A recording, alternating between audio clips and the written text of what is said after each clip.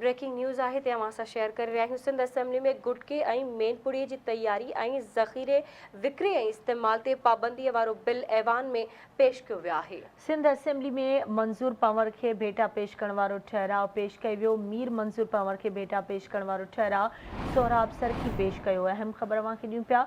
Sindh assembly में गुटके ऐं मेनपुड़ी जी तैयारी ऐं ज़ख़ीरे विकिरे ऐं इस्तेमाल ते पाबंदी वारो बिल ऐवान में पेश कयो वियो। सिंध असेंबली में मंज़ूर पंवर खे भेटा पेश करण वारो ठहराव बि पेश कयो। तफ़सील मालूम कंदासीं। असां सां लाइन ते मौजूद आहे कराची में आवाज़ न्यूज़ जो चीफ रिपोर्टर गाज़ी झंडी। जी गाज़ी, छा तफ़सील आहिनि, आगाह कजो। जी गाज़ी।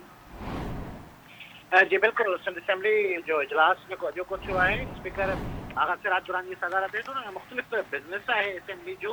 अॼु ऐवान में अॻूणे MPA मरहूम मीर मंज़ूर ख़ान पंवर खे भेटा करण वारो ठहराव पिणु असेंबली में MPA इमदाद बिताफ़ी जे तरफ़ां पेश कयो वियो, जंहिंमें मुख़्तलिफ़ MPAs ॻाल्हायो ऐं भेटा पेश कई।